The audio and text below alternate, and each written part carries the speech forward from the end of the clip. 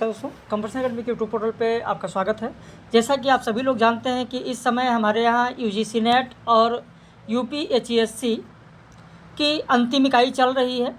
बहुत सारे लोग लगातार इंतज़ार करते हैं कि सप्ताह में कोई वीडियो लेक्चर पब्लिश हो, क्योंकि प्रश्नों का तो पब्लिश होता ही रहता है, लेक्चर का बहुत कम पब्लिश होता है।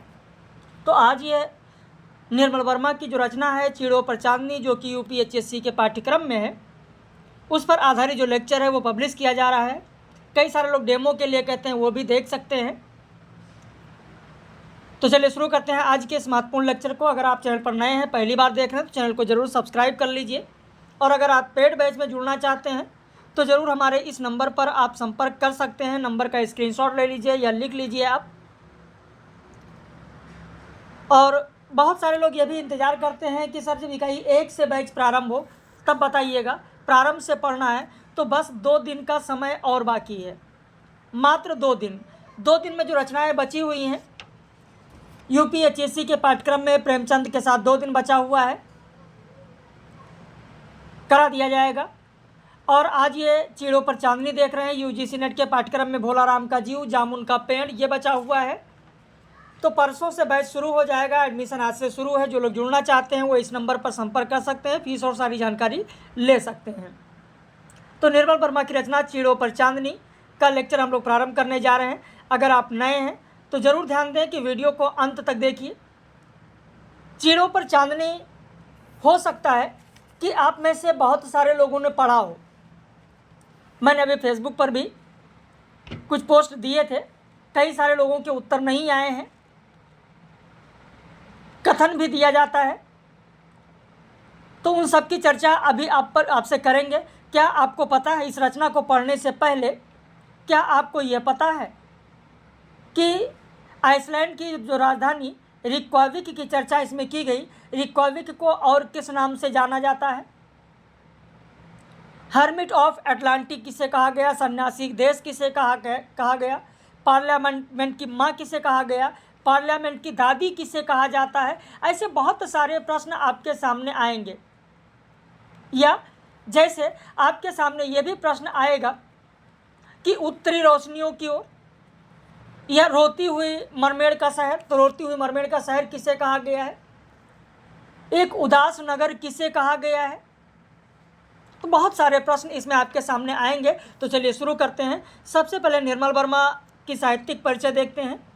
निर्मल वर्मा, जिनका जन्म 3 अप्रैल 1929 को शिमला में हुआ, जिनका मृत्यु 25 अक्टूबर 2005 को नई दिल्ली में हुआ, ये आधुनिक हिंदी कहानीकार हैं। इनका पहला कहानी संग्रह है परिंदे। ये कहानी संग्रह परिंदे है, और इस परिंदे को नामवर सिंह ने हिंदी की पहली नई कृति माना है। किसने माना है? नामवर सिंह। ये वही परिंदे कहानी है जो यूजीसी नेट के पाठ्यक्रम में है, और ये परिंदे कहानी कैथरीन मैन्सफील्ड के कथन से प्रारंभ होता है। कैथरीन मैन्सफील्ड के कथन से प्रारंभ होता है कि can we do nothing for the dead, can we do nothing for the dead, and for a long time the answer had been nothing. तो इस कैथरीन मैन्सफील्ड के कथन से प्रारंभ होने वाली कहानी परिंदे आपके पाठ्यक्रम में है। माया दर्पण कहानी जो निर्मल वर्मा का है, जिस पर फिल्म भी बनी है। कौए और काला पानी कहानी के लिए साहित्य अकादमी पुरस्कार मिला है। देखिए, जो अगर आप नए हैं, पहली बार देख रहे हैं, तो ज़रूर ध्यान दीजिए कि कॉपी पेन लेकर बैठे। बहुत सारी चीज़ें पीडीएफ में नहीं होती हैं, अलग से समझाई जाती हैं, और कहा जाता है कि कॉपी पेन लेकर बैठें। जब आप कॉपी पेन लेकर बैठेंगे तो आप ही लोगों के लिए अच्छा रहेगा कि उन चीज़ों को आप लिख भी सकेंगे और लिखते हुए साथ में चलेंगे भी। सन 1954 में बद्री विशाल पत्ती ने निर्मल वर्मा की कहानी रिश्ते, उन दिनों जो कि प्रतिष्ठित पत्रिका थी कल्पना, उसमें प्रकाशित किया। तो ये भी प्रश्न बन सकता है कि निर्मल वर्मा की कहानी रिश्ते किस पत्रिका में प्रकाशित हुई थी? कल्पना में। किस वर्ष प्रकाशित हुई? 1954 में। किसने प्रकाशित किया? बद्री विशाल पत्ती ने। 1956 में अमृत राय ने हंस पत्रिका के विशेषांक में परिंदे कहानी को प्रकाशित किया। ये भी बहुत ही महत्वपूर्ण तथ्य है। नामवर सिंह ने कहा है कि उनकी कहानियों में, यानी निर्मल वर्मा की कहानियों में आपसी रिश्तों की तह हैं, गांठें हैं, टूटन है, असमंजस है, पीड़ाएँ हैं, एक पुरानी पीड़ा का ठेस है जिसका संबंध दूसरी दुनिया से है। वही ममता कमलेश ने कहा कि निर्मल जी की स्मृतियाँ भावरूपी होने के साथ आत्मिक आंदोलन भी है। वह अकेलेपन में स्मृतियों के कुहासे में मनोलौभिक करने से प्रतीत होती हैं। अगर हम कहानी की बात करें, कहानी संग्रह की, तो निर्मल वर्मा का कहानी संग्रह परिंदे जो कि 1960 में प्रकाशित हुआ, ये कहानी संग्रह ना कि कहानी, ध्यान रखिएगा। जलती झाड़ी 1965, पिछली गर्मियों में 1968, बीच बहस में 1973, कौए और काला पानी 1983, सूखा तथा अन्य कहानियाँ 1995। किसमें कितनी कहानियाँ संकलित हैं ये भी मैंने दिया है।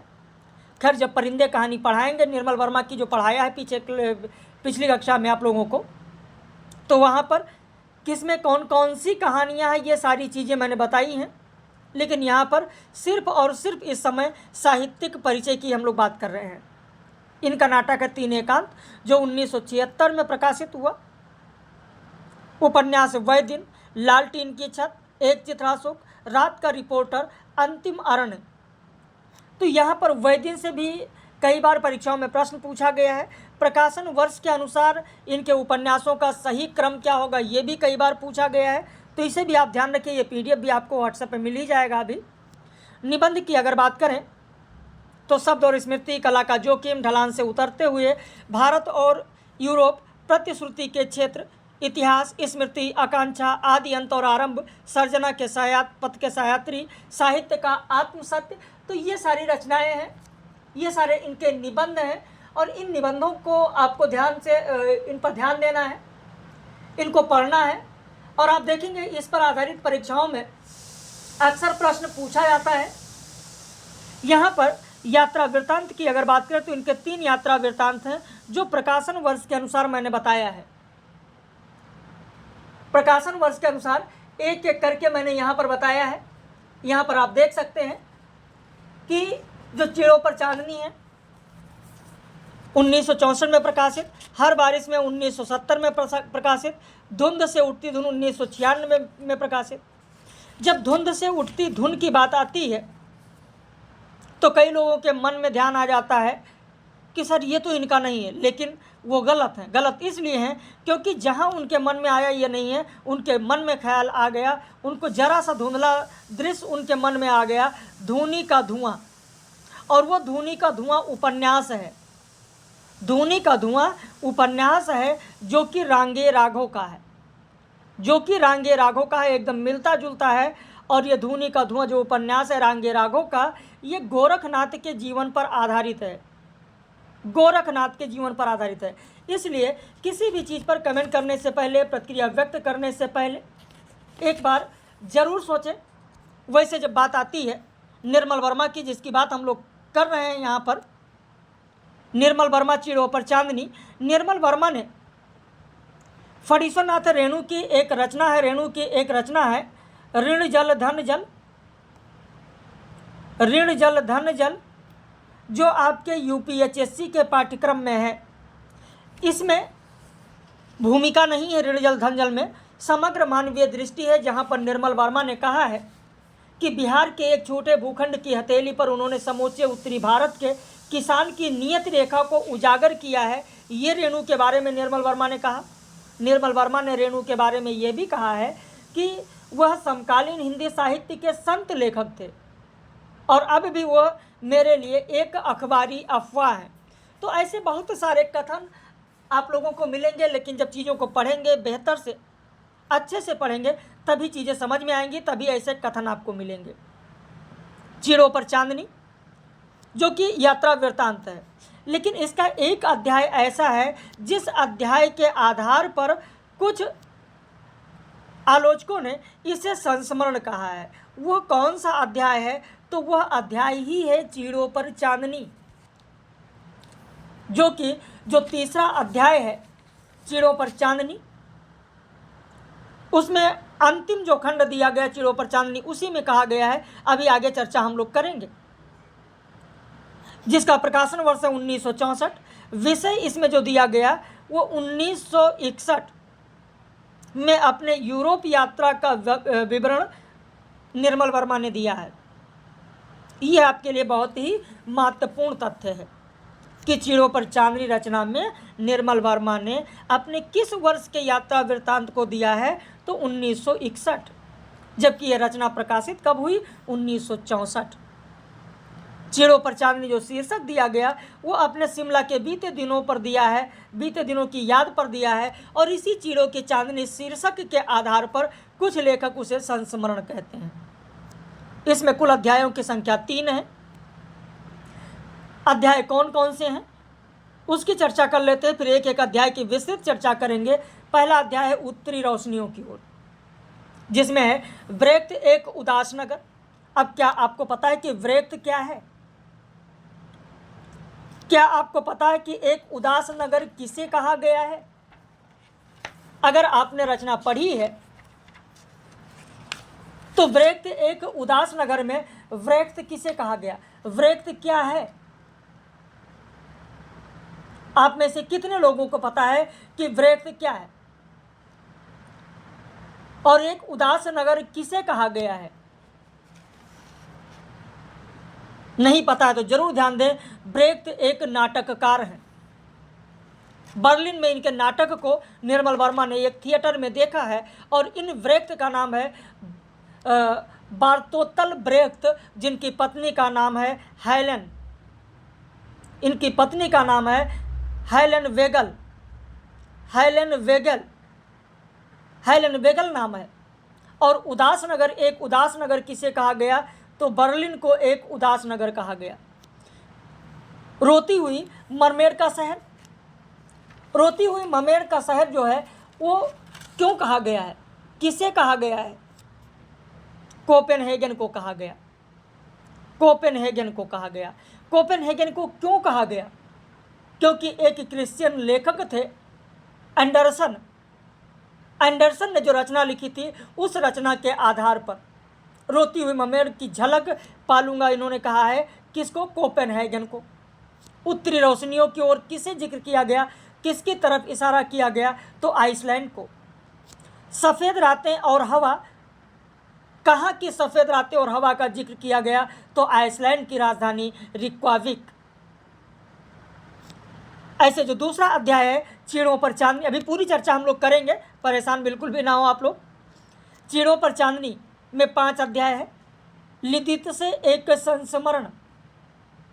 लिदित से क्या है? लिदित से एक गांव है, चेकोस्लोवाकिया का एक गांव, जो 10 जून 1942 ईस्वी को जर्मन मिलिट्री के द्वारा इसे नष्ट कर दिया गया था, जला दिया गया था। लेकिन यह नाम लिदित से क्यों पड़ा, तो ब्राज़ील की एक नन्ही लड़की थी जिसकी माँ ने उसका नाम लिदित से रखा था। वर्तराम का एक शाम, वर्तराम का क्या है? वर्तराम का मोत्सार्ट का घर है। मोत्सार्ट एक साहित्यकार हैं और उन्हीं का घर है वर्तराम का। उन्हीं के घर पर एक शाम जो व्यतीत हुआ वही चर्चा किया गया वर्तराम का। पेरिस एक स्टिंग लाइफ, वियना चीड़ों पर चांदनी। और तीसरा जो अध्याय है देहरी के बाहर। किसके देहरी के बाहर, तो लैक्सनेक्स के देहरी के बाहर, चेखों के देहरी के भीतर। यहाँ पर जो तीसरा अध्याय है काफका और चापेक, समकालीन चेक साहित्य। तो काफका और चापेक क्या हैं? काफका और चापक चेकोस्लोवाकिया के साहित्यकार हैं, लेकिन चेकोस्लोवाकिया का कीट्स किसे कहा जाता है? चेकोस्लोवाकिया का कीट्स किसे कहा जाता है? क्या आपको पता है? अगर नहीं पता है तो फिर वीडियो को अंत तक देखें। किस अध्याय में कहा है निर्मल वर्मा ने कि साहित्य की कलात्मकता एक ऐसा शब्द है जिससे मैं उतना ही डरता हूँ जितना बनिए की बीवी भूत से डरती है। इसके अलावा इसमें और भी कथन है, बहुत सारे कथन आपको मिलेंगे कि हर यात्री को अपनी झोली खोलकर यात्रा करनी चाहिए। जो ना मिले उसका दुख ना करके जो मिले उसे समेट कर ही अपने भाग्य की सराहना करनी चाहिए। और सुख का अभाव कभी दुख का कारण नहीं बनता, उल्टे एक नए अपरिचित सुख को जन्म देता है। तो इस तरीके से यहाँ पर आपको कथन भी बहुत मिलेंगे, मैंने कई कथन दिए भी हैं, जैसा कि मैंने अभी आपको बताया ही है कि यहाँ पर मैंने फेसबुक पर भी एक कथन दिया था, लेकिन उसमें लोगों का उत्तर नहीं आया है। अभी देखते हैं, एक एक की चर्चा करेंगे, वो निर्मल वर्मा का ही है। तो चलिए शुरू करते हैं, एक एक विस्तृत से जानेंगे, लेकिन अपनी प्रतिक्रिया देना बिल्कुल भी ना भूलें आप कि ये जानकारी आपको कैसी लग रही है। अगर आपने इस रचना को पढ़ा है तो ये रचना आपको कैसा लगा, क्या इस तरीके से गहन अध्ययन आपने किया है, जरूर अपनी प्रतिक्रिया व्यक्त कीजिएगा। और अगर जुड़ना चाहते हैं, इकाई 1 से आप जुड़ना चाहते हैं, तो इकाई 1 से परसों से यह बैच शुरू होगा। परसों से यानी चलिए 20 से ही शुरू होगा, 20 अप्रैल लिख लीजिए, 20 अप्रैल से, और एडमिशन आज से ही शुरू है। अब आइए सबसे पहले इस रचना की भूमिका की बात करते हैं। अरसे बाद अपने इन स्मृति खंडों को दोबारा पढ़ते समय मुझे एक अजीब सा सूनापन अनुभव होता है, कुछ वैसा ही रीता अनुभव जब हम किसी जिंदा फड़फड़ाते पक्षी को क्षण भर पकड़कर छोड़ देते हैं। उसकी देह हमसे अलग हो जाती है, लेकिन देर तक हथेलियों पर उसकी धड़कन महसूस होती है। एक दूरी का अभाव जो सफरी सूटकेस पर विभिन्न देशों के लेखों पर लटका रहता है, उसे न रख पाने का मोह रह जाता है, न फेंक पाने की निर्ममता ही जुड़ पाती है। शिमला के वह दिन जो आज भी नहीं भूला हूँ। सर्दियाँ शुरू होते ही शहर उजाड़ हो जाता था। आसपास के लोग बोरिया बिस्तर बांधकर दिल्ली की ओर उतराई शुरू कर देते थे। महज सांस ले पाना, जीवित रहकर धरती के चेहरे को पहचान पाना, यह भी अपने में एक सुख है। इसे मैंने अपनी यात्राओं से सीखा है। तो यह निर्मल वर्मा ने कहा है अपनी भूमिका में। वृक्त एक उदास नगर, यहाँ पर वृक्त एक उदास नगर जो अध्याय है, तो इस अध्याय का प्रारंभ एक चीनी कहावत से प्रारंभ होता है। 1000 मील की यात्रा एक छोटे कदम से आरंभ होती है। इसमें निर्मल वर्मा ने अपनी यात्रा के आरंभ प्राग शहर में अपने मित्र थोरगियर के साथ की है। थोरगियर कहाँ के निवासी थे, तो थोरगियर आइसलैंड के निवासी थे। आइसलैंड के निवासी थे। इसमें प्राग बर्लिन की यात्रा का विवरण दिया गया और उन्होंने लिखा कि मुझे अपनी यात्रा की विस्तृत डायरी लिखने का सुझाव किसने दिया, तो मारिया ने दिया। ये बहुत ही महत्वपूर्ण है। किसने दिया है, तो मारिया ने लिखने का सुझाव दिया है और कह रहे हैं कि मैं आइसलैंड जा रहा हूं, लेकिन सोच रहा हूं बराबर प्राग के बारे में। आगे कहते हैं कि मैं मध्य यूरोप में हूं, जर्मनी में, और यह 1961 की गर्मियां हैं। दूर दूर फैले हुए खेतों पर जून की उजली उनींदी सी धूप और भूरी मिट्टी की गंध। और हमारी यात्रा का पहला पड़ाव होगा बर्लिन। यानी कब की यात्रा वृत्तांत का उन्होंने जिक्र किया, तो 1961 की यात्रा के वृत्तांत का उन्होंने पूरा का पूरा जिक्र किया है। बर्लिन में ही कहते हैं कि जब बर्लिन में रुकते हैं, बर्लिन में ही बर्तोल्ट ब्रेख्त का नाटक terror and misery of Third Reich देखा। तो ब्रेख्त क्या है? ब्रेख्त एक लेखक हैं जिनका नाटक बर्लिन में देखा गया है, terror and misery of Third Reich. 1949 में उन्होंने यानी व्रेख्त ने अपनी पत्नी हेलेन वेगल के साथ व्रेख्त ने पूर्वी बर्लिन में बर्लिन एसेंबल्स की स्थापना की थी। और कहते हैं नाटक के बारे में कि नाटक मंच पर खेलने की चीज़ नहीं, वो जीने की सक्रिय कला है। हर परिचित पुरानी चीज़ को नए सिरे से छूने की अपेक्षा है, ताकि हम उसे आज का इस क्षण का धड़कता सत्य दे सकें। आगे उन्होंने कहा कि आइसलैंडी व्यक्तियों को क्या क्या पसंद है, तो बियर पसंद है और अपनी भाषा पसंद है। आइसलैंडी जो व्यक्ति होते हैं वो अत्यंत शर्मीले होते हैं, अत्यंत संकोची होते हैं। इसी अध्याय में आइसलैंडी मित्रों से पता चलता है कि लैक्सनेक्स के बारे में, जिसे आइसलैंड में लोग विलियन, किलियन यहाँ लिखा ध्यान रखिएगा, विलियन नाम से पुकारते हैं, वह निर्मल वर्मा से एक बार दिल्ली में मिल चुके हैं। पूर्वी बर्लिन से पश्चिम के बीच की जो दूरी है वो 15 से 20 मिनट का फासला यहाँ पर दिखाया गया है। कितना फासला है? तो 15 से 20 मिनट का फासला यहाँ पर दिखाया गया है और बताया गया कि बर्लिन एक उदास नगर है।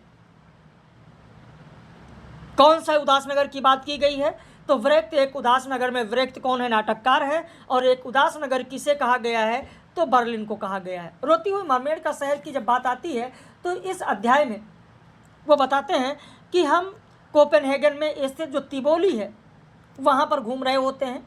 वहाँ का पूरा वर्णन किया गया और कहते हैं कि टूरिस्ट पुस्तिकाओं में कोपेनहेगन को उत्तरी यूरोप का पेरिस कहा जाता है। बहुत ही महत्वपूर्ण तथ्य है कि उत्तरी यूरोप का पेरिस किसे कहा जाता है? तो कोपेनहेगन को कहा जाता है। और कहते हैं कि रहने के लिए हम लोगों ने बहुत जगह तलाशी, हमारे मित्र थे थोरियर और मैं था, लेकिन नहीं मिला। लेकिन अब आराम करने के लिए कोई जगह तो चाहिए, केवल पेट भरने से तो काम नहीं चलेगा। इंसान सिर्फ रोटी पर ही जिंदा नहीं रह सकता, उसे बिस्तर भी चाहिए, ये उन्होंने कहा है। इसके बाद में कहते हैं कि मुझे एक आइसलैंडी निवासी मिला, एंगुई, जिसके सहायता से रुकने का प्रबंध तो हुआ, लेकिन 2 ही दिन वहाँ पर रुके। उसके बाद में पुनः अपने जहाज़ में हम वापस आ गए और केबिन में जाकर मुझे ठहरना पड़ा। खैर, केबिन का जिक्र जब उन्होंने किया तो बताया कि जब वहाँ पता चला कि मैं इंडियन हूँ, भारतीय हूँ, हिंदुस्तानी हूँ, तो उसने मेरा बहुत आदर सत्कार किया और अच्छे से मुझे केबिन में रहने के लिए दिया, कंबल भी दिया, सारी चीज़ें दिया। वो कहते हैं कि किरकेगार्ड इसी कोपेनहेगन का निवासी था। हमारे जहाज़ का जो नाम था वो गुलफास नाम था, जो कि स्वर्ण प्रपात है। आइसलैंड के एक पुराने झरने का ये नाम है, गुलफास। गुलफास, ध्यान रखना, गुलफास ये बहुत ही महत्वपूर्ण है।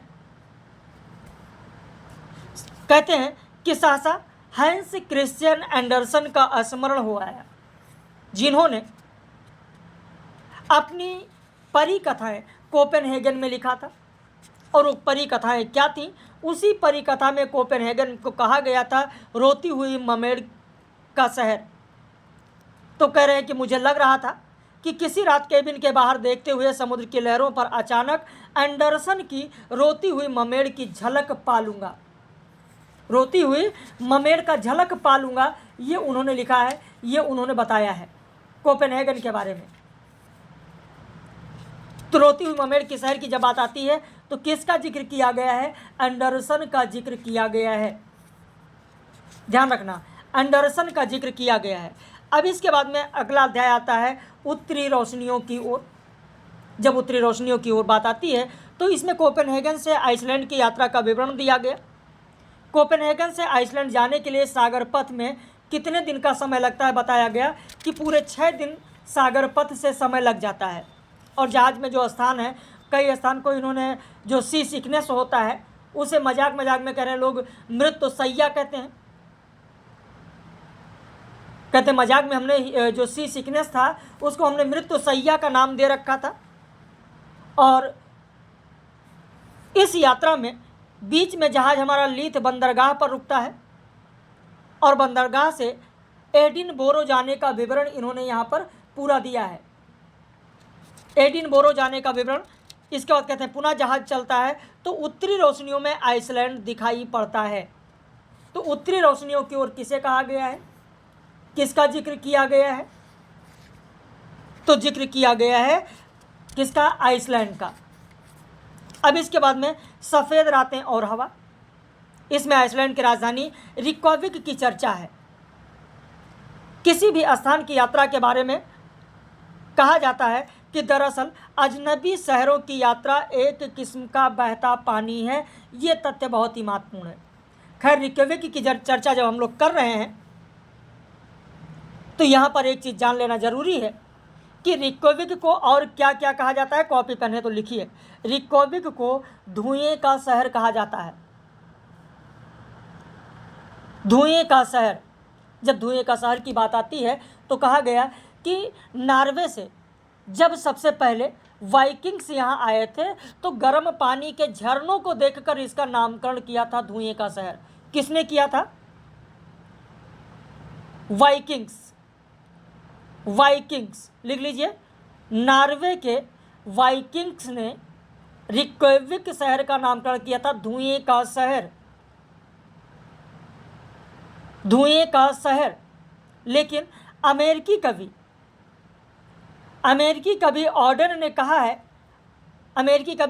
कहा है कि आइसलैंड का नाम ग्रीनलैंड और ग्रीनलैंड का नाम आइसलैंड कर देना चाहिए, आइसलैंड कर देना चाहिए। इसी रिक्वेविक के लिए यह भी कहा गया है कि यहाँ कोई जलवायु नहीं, मौसम ही मौसम है। रिक्वेविक के लिए कहा गया कि यहाँ कोई जलवायु नहीं, मौसम ही मौसम है। और अहम भाव से पीड़ित व्यक्ति बहुत कम ही आत्मीय हो पाता है। यही वाक्य मैंने अभी दिया था फेसबुक पर, लेकिन कई लोगों का उत्तर नहीं आया। अब जो लोग वीडियो देख रहे हैं वो इस तथ्य को समझ गए होंगे कि अहम भाव से पीड़ित व्यक्ति बहुत कम आत्मीय हो पाता है। निर्मल वर्मा का यह कथन है। दरअसल अजनबी शहरों की यात्रा एक किस्म का बहता पानी है। यूनानी दार्शनिक के अनुसार एक ही दरिया में दो व्यक्ति नहीं नहाते, हालांकि दरिया वही रहता है। उसी तरह दो अलग अलग यात्री एक ही शहर में नहीं आते, हालांकि शहर वही रहता है। इस कथन का आशय यह है कि हर यात्री एक शहर को अलग अलग नज़रिए से देखता है। दरिया वही है। कोई नहाने जाता है, कहता है इसका पानी गंदा है, कोई कहता है इस पानी में बैक्टीरिया है, कोई कहता है ये पानी साफ है, कोई कहता है ये पानी खारा है। तो इस तरीके से बहुत सारे तथ्य हैं। ठीक उसी तरीके से जैसा यहाँ यूनानी दार्शनिक ने कहा है, तो ऐसे ही हर यात्री एक ही शहर में ज़रूर जाते हैं, लेकिन उनके लिए नया होता है। तो कहा गया उसी तरह दो अलग अलग यात्री एक ही शहर में नहीं आते, हालांकि शहर वही रहता है। रिक्वेविक उस शहर उस प्रेमिका के मानिंद है, उस प्रेमिका के समान है जिसकी सही पहचान चेहरे में ना होकर समूची देह और उसके अलग अलग अंगों में छिपी रहती है। ये रिक्वेविक किसकी राजधानी है? तो आइसलैंड की राजधानी है। रिक्वेविक आइसलैंड की राजधानी है। खैर आइसलैंड की तुलना जानते हैं किससे किया गया है? आइसलैंड की तुलना भारत में किससे किया गया? आइसलैंड की आबादी की तुलना निर्मल वर्मा ने भारत में किससे की है? कितने लोगों को पता है? जितने लोग लेक्चर देख रहे हैं कमेंट करके बताइएगा। इस तथ्य को छोड़ें या बता दें? चलिए बता देते हैं, लेकिन एक चीज़ ध्यान रखिएगा, अपनी प्रतिक्रिया जरूर व्यक्त कीजिएगा कि क्या आपको पता था या नहीं। आइसलैंड की आबादी की तुलना निर्मल वर्मा ने कहा कि आइसलैंड की आबादी दिल्ली का जो करोल बाग है, आइसलैंड की आबादी दिल्ली के करोल बाग की आबादी का 1/4 1/4 यानी 25% से भी कम बताया है। और कहा कि आइसलैंड को एक जर्मन व्यक्ति हैं, आइसलैंड को जर्मन व्यक्ति ने क्या कहा है? लिख लीजिए, आइसलैंड को जर्मन व्यक्ति ने हर्मिट ऑफ अटलांटिक कहा है। लिखे, इसीलिए बार बार कहते हैं कॉपी पेन लेकर जरूर बैठें। आइसलैंड को एक जर्मन व्यक्ति ने हर्मिट ऑफ अटलांटिक कहा है। और यह ऐसा आइसलैंड है जो समूचे यूरोप की भगदड़ से अलग थलग एक सन्यासी देश के तरीके से है।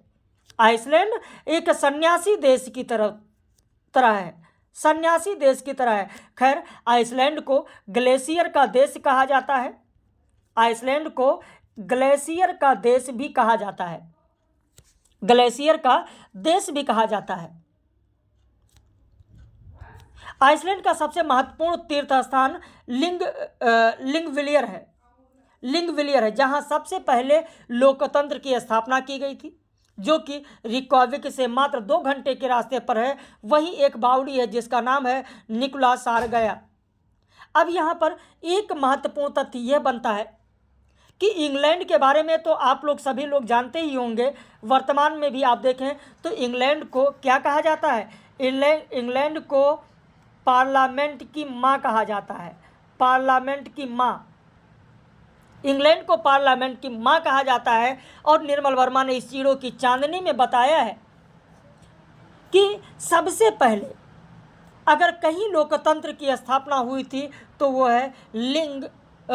है थिंगविलियर। तो वह थिंगविलियर, इसीलिए थिंगविलियर को पार्लियामेंट की दादी कहा जाता है। थिंगविलियर को पार्लियामेंट की दादी कहा जाता है, कहीं पर लिख लें। थिंगविलियर को पार्लियामेंट की दादी कहा जाता है, जबकि इंग्लैंड को पार्लियामेंट की माँ कहा जाता है। तो वहीं पार्लियामेंट की दादी किसे कहा जाता है? तो थिंगविलियर को कहा जाता है, क्योंकि थिंगविलियर में सबसे पहले लोकतंत्र की स्थापना हुई थी।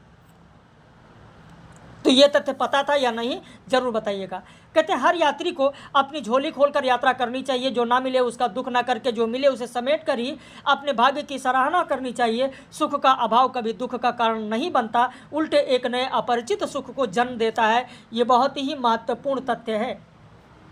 आइसलैंड में हैकला नामक एक स्थान है जिसे मध्यकालीन कैथोलिक यूरोप में अभिशप्त आत्माओं का डेरा कहा जाता है।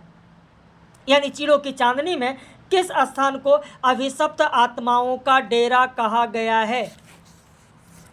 अभिशप्त आत्माओं का डेरा किसे कहा गया है? तो यह आपके लिए एक महत्वपूर्ण तथ्य सामने आता है। अब इसके बाद में जो अगला अध्याय है वह अगला अध्याय है लिदित से एक संस्मरण। लिदित से जो कि चेकोस्लाविया में है। चेकोस्लाविया का एक गांव है जिसका विवरण दिया गया। ये फैक्ट्री मजदूरों का एक गांव था जिसे 10 जून 1942 को जर्मनी मिलिट्री ने जला दिया था। अब आप सोचेंगे कि जर्मन जो मिलिट्री थी, वो जर्मन मिलिट्री ने क्यों जला दिया था? इसलिए जला दिया था कि एक गांव, ये जो प्राग से ज़्यादा दूर नहीं है, मुश्किल से 20-25 मील के फासले पर है। कुछ दिन पहले एक बड़े जर्मन अफसर को किसी ने गोली से मार डाला था। चारों ओर तनाव और आतंक का वातावरण दूषित हवा जैसा फैलने लगा था। चेकोस्लाविया के हर शहर और गांव में इश्तहार चिपकाए गए थे कि जो कोई हत्यारे का आता पता सरकार को देगा उसे 10,000 क्राउन दिए जाएंगे। बहुत सारी छानबीन हुई लेकिन पता नहीं चला। संदेह के आधार पर लिदित्से पर संदेह किया गया। यह फैक्ट्री मजदूरों का गांव था। यह फैक्ट्री मजदूरों का गांव था। औरतें, खेतों में काम करने वाले आदमी यहाँ पर रहते थे। सुबह जाते शाम को वापस लौटते। फिर अंत में यह निर्णय लिया गया कि इसमें जो भी बालिग व्यक्ति हैं, हर बालिग व्यक्ति यानी जो 16 वर्ष से ऊपर का है, ख़त्म कर दिया जाए। तो यह हत्यारा भी जो उनके बीच में कहीं छिपा है वो जीवित नहीं बच सकेगा। तो आने वाली पीढ़ियाँ कभी नहीं जानेंगी कि इस धरती पर किसी ऐसे गांव का अस्तित्व था जिसने जर्मन राज्य के शत्रु को आश्रय दिया था। तो यह जर्मन हाईकमान के एक प्रमाण पत्र की घोषणा में लिखा हुआ था। 10 जून 1942 को यह शहर समाप्त कर दिया गया। टूटे फूटे जगह यहाँ पर मिल रहे हैं। एक संग्रहालय जहाँ पर एक फ़ोटो लगी हुई देखने को मिला है, जिससे यह स्पष्ट होता है कि ब्राज़ील की एक नन्ही लड़की है जिसकी माँ ने उसका नाम लिदित्से रखा था। तो ये लिदित्से के बारे में यहाँ पर कुछ जानकारी दी गई है। वर्तराम का एक शाम मोत्सार्ट जहाँ पहली बार रुके थे वो घर है वर्तराम का, जिसका विवरण दिया गया है। प्राग शहर से स्थित अन्य स्थानों का जिक्र यहाँ पर किया गया है। यहीं पर वाल्तावा नदी के पास माला स्त्राना है। यहीं प्रसिद्ध लेखक यान नेरूदा रहते थे। यहीं पहाड़ी पर लॉरेंतो चैपल है। लॉरेंतो चैपल जहाँ पर 27 घंटियों का बारोक चर्च है। और इन घंटियों के लिए एक लोक कथा भी प्रचलित है कि घंटियाँ एक बूढ़ी माँ की स्मृति में बजती हैं जो 200 साल पहले प्लेग की बीमारी में अपने 27 बच्चों के संग मर गई थी। तो प्राग का अकेलापन लॉरेंतो की घंटियों के संग जुड़ा है। भूली बिसरी स्मृतियों का अकेलापन यहाँ पर आपको देखने को मिलेगा। और यहीं आसपास मोहताज का घर है, वर्तराम का। पेरिस एक स्टिंग लाइफ में, इसमें पेरिस के बारे में वर्णन करते हुए दुबुआ और अपने मित्र मुकुल की चर्चा निर्मल वर्मा ने किया है। इसके बाद में वियना की जब बात आती है तो इसमें वियना का विवरण इस प्रकार दिया गया कि स्टेशन ग्लास के पीछे वियना का मेघाच्छन्न आकाश, भीगी करुणा सा मलिन आलोक गोथिक मूर्तियों पर चमक रहा था। करुणा भी वही समय की तलछट में शाश्वत का बोध, जो सुख दुख से ऊपर उठकर एक अजीब सी उदासी में टिक जाता है। लगता था जैसे चर्च की भग्न पुरानी दीवारों के बीच जो घनी शांति आ सिमटी है, हम खुद उसका जुज बन गए हैं। तो चर्च खाली था, उतना ही खाली था जितना यूरोप के अन्य पुराने चर्च, जहाँ सिवाय कुछ विदेशी टूरिस्टों का कोई नहीं देखा जाता। सिर्फ यहाँ पर क्या देखा गया तो एक बूढ़ी स्त्री थी। एक बूढ़ी स्त्री देखी गई, मोमबत्तियों के आगे बैठी थी। मैं एक पिछली खाली बेंच पर जाकर बैठ गया। तो ये पूरा विवरण वहाँ पर उन्होंने दिया है, मोत्सार्ट की चर्चा की है। खासकर इस शहर का जो विवरण दिया गया वो चित्रकारों साहित्यकारों के लिए किया गया है। और कहते हैं मैं यहाँ पर किसके संग आया था, तो ये बहुत ही महत्वपूर्ण है। मैं यहाँ पर एवलिन के संग आया था। यहीं पर कनाडा की सोशल वर्कर एलिस से भी मुलाकात हुई। एलिस की भी चर्चा यहाँ पर इन्होंने किया है। फिर चीड़ों पर चांदनी, इसी अध्याय के आधार पर कुछ आलोचकों ने इस रचना को संस्मरण कहा है, जिसमें शिमला का वर्णन किया गया है। लेक्सनेक्स एक इंटरव्यू, इसमें निर्मल वर्मा और लेक्सनेक्स के बीच वार्तालाप को दर्शाया गया है। इस मुलाकात से पहले दोनों की मुलाकात दिल्ली में हो चुकी थी। लेक्सनेक्स का पूरा नाम है हाल्डोर विलियम लेक्सनेक्स। ये साहित्य में नोबेल पुरस्कार प्राप्त साहित्यकार हैं। ये आइसलैंड की राजधानी रिक्वाविक में रहते हैं। निर्मल वर्मा ने बताया कि इस मुलाकात में मेरे साथ मेरे पुराने मित्र वारेन राय भी थे। ये महत्वपूर्ण तथ्य है कि लेक्सनेक्स एक मुलाकात में निर्मल वर्मा के साथ कौन थे, तो वारेन राय थे। या लेक्सनेक्स का पूरा नाम क्या था, तो हाल्डोर विलियम लेक्सनेक्स नाम था। लेक्सनेक्स के पूछे जाने पर निर्मल वर्मा ने कहा कि लेक्सनेक्स के द्वारा पूछे जाने पर बातचीत के दौरान मैंने कहा, जब उन्होंने पूछा कि रिक्वाविक आपको कैसा लगा, जो कि आइसलैंड की राजधानी है रिक्वाविक, कहते हैं रिक्वाविक आपको कैसा लगा, तो उस पर मैंने बहुत ज़्यादा कुछ नहीं कहा, बस सीधा सा हल्की मुस्कुराहट के साथ मैंने कह दिया कि कुछ नहीं, बस गुड़ियों सा नगर, कुछ गुड़ियों के नगर सा था। काफका और चापेक अध्याय में काफका और चापेक समकालीन चेक साहित्य अध्याय में काफका और चापेक की बात की गई, जो चेक यानी चेकोस्लोवाकिया गणराज्य के साहित्यकार हैं। कॉरेल हिनेक मानवा, जो कि चेक साहित्य को सर्वथा नया मोड़ दिया, उन्हें चेकोस्लोवाकिया का किट्स कहा जाता। ये बहुत ही महत्वपूर्ण है। देहरी के भीतर चेखोव के पत्र साहित्य के बारे में जानने के लिए चेखोव के देहरी पर जाने का विवरण तथा महत्वपूर्ण कथन है कि साहित्य की कलात्मकता एक ऐसा शब्द है जिससे मैं उतना ही डरता हूँ जितना बनिए की बीवी भूत प्रेत से। तो यहाँ पर यह 38 मिनट का लेक्चर आपको दिया गया और इस 38 मिनट के लेक्चर में निर्मल वर्मा का साहित्यिक परिचय और चीड़ों पर चांदनी के सभी अध्याय के बारे में आपको बताया गया। आपको कैसा लगा, अपनी प्रतिक्रिया जरूर व्यक्त कीजिएगा। कुछ लोग डेमो के लिए कहते रहते हैं, तो इसीलिए सप्ताह में या 15 दिन में एक वीडियो पब्लिश कर दिया जाता है। तो यहाँ पर आप जरूर देख सकते हैं, और अगर आप जुड़ना चाहते हैं तो इस नंबर को लिख लीजिए और अपनी प्रतिक्रिया जरूर व्यक्त कीजिएगा। आपके प्रतिक्रिया का इंतजार रहेगा।